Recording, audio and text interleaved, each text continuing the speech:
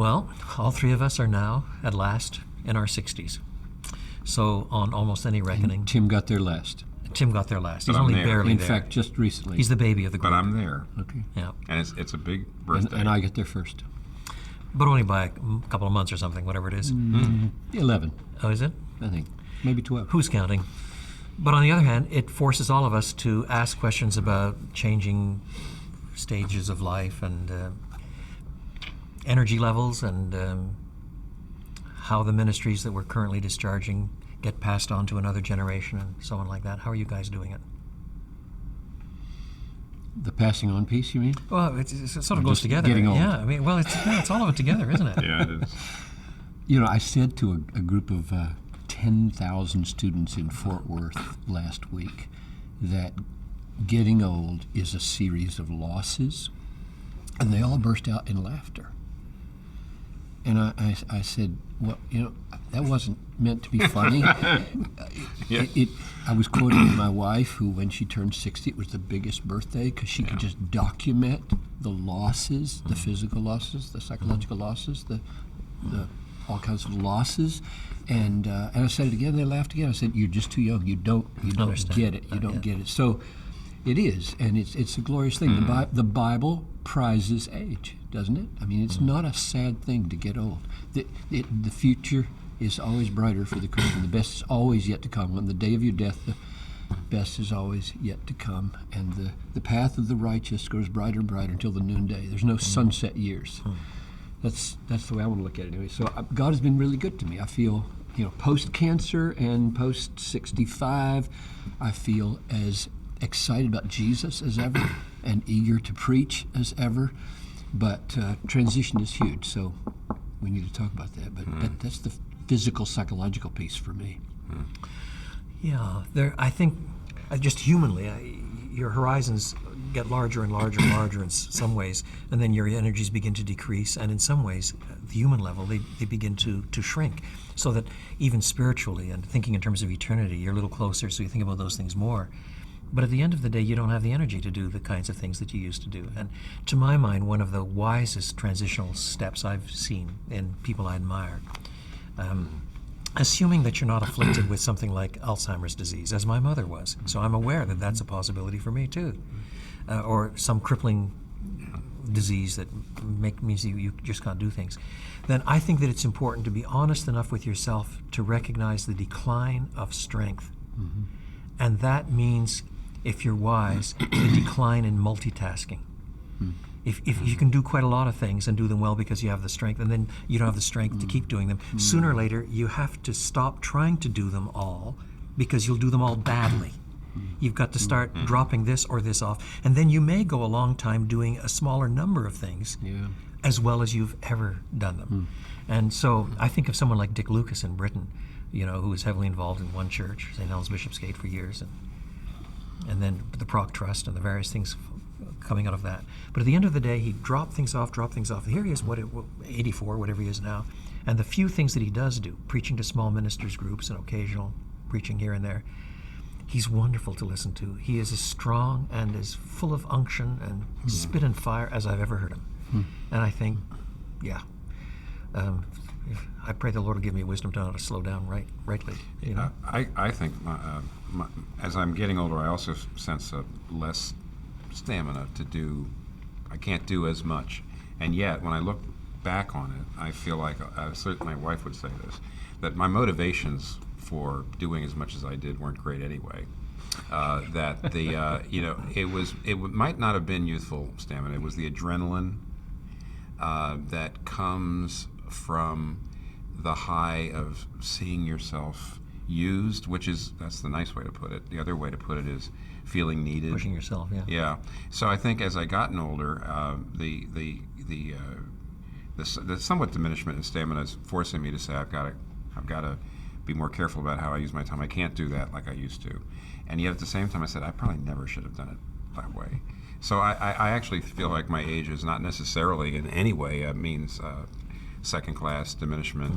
I actually think I'm going to be a lot more balanced. I think I really should have made some of these changes before and not waited to my 60s. But in 10 years, or whatever the age figure is, and the yet I do energy need to be level is ready. going to... I know, I have to be ready for that, and I'm Yeah. trying to. But I think it even makes me say I probably should have done this earlier. I shouldn't have waited to my 60s. So at 60, are you concretely planning a transition from the Keller years to the post-Keller years at Redeemer? Yes, and even though at the top level, not only am I feel very sure about this path. I'll outline it for you.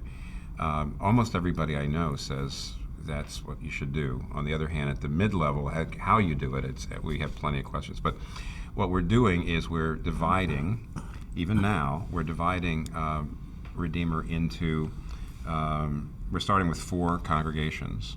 We are putting pastors we're calling a lead pastor of each congregation. And so the ministry of the word compound at each one is going to be Tim and Pastor A, about 50-50. Tim and Pastor B, Tim and Pastor C, Tim and Pastor D. That, in other words, 1 week I can preach, say 4 services at these 2 churches while the lead pastors are preaching in their congregations. The next week I move over there. So they're leading their congregations. They're still under me. We're going to call it for at least 10 years a collegiate model in which I'm still the senior pastor, they're associate pastors. We have a unified board of elders, and yet at the same time we have teams of elders working for each congregation. We are praying and asking God to let that prosper enough that each of those congregations could create another one during this 10-year transition time. So that essentially I'm passing it off to the whole thing to a group of pastors that I'm spending quite a bit of time mentoring over the next few years. And in some ways, I think it means that Redeemer in the future will be not a church but a network of churches with a broader range of appeal than any one man can have. That's the top level. And when you explain it, most everybody loves it. At the mid-level, there's just all kinds of questions because it's not quite like church planting, and yet it is. It's not quite like going to multiple services, and yet it is. And we're feeling our way with God's help. And right now, today, I feel really good about it. A couple weeks ago, I felt like, I don't know if I got answers to these questions, but it's a challenge. It's also something that makes me not feel like, well, I'm in my 60s and I'm just playing out the string. I feel like I'm doing something with my leaders, which is every bit as big in a way and as creative as starting the church. So that's the plan. Yeah. But you're facing similar sorts of questions, aren't you, in terms of Yeah, I preached on it. post-Piper year? I preached on it day before yesterday. Are we going to get the sermon outline now? This is April 12 here, so on April the 10th, I addressed the Antioch moment, is what I called it, and tried to draw the analogy between what happened at Antioch with the call of Barnabas and Saul away, and what that must have meant for that church. Very significant leaders. But the answer for us is we don't know. I don't know at 65 how long I should preach, and I don't know what the transition should look like, and structurally I don't know if we should be 3 churches or 1 church. And so what we've done, I think the sentence that I liked most in my own sermon was, when God-centered leaders don't know what to do because it's not in the Bible, they know what to do about not knowing what to do because that is in the Bible, namely pray. So we've called a 6-week season of fasting and prayer. And the elders will meet every morning from 6:30 to 7:30 on Thursdays for 6 weeks. Just no business, no discussion, just pray. And I'm hoping that an Antioch moment, the Holy Spirit met them when they were worshiping and praying, and he made clear what the transition should be. And it surprised them, I think, probably. It was a world-changing decision. So that's where we are. A lot of ignorance and a lot of dependence on God. And you? Well, my situation is different in the sense that I'm not pastor of a church. I'm in a ministry with 3 or 4 different hats. One is clearly Trinity, where I teach. One is the writing. One is the Gospel Coalition, and 1 or 2 other things.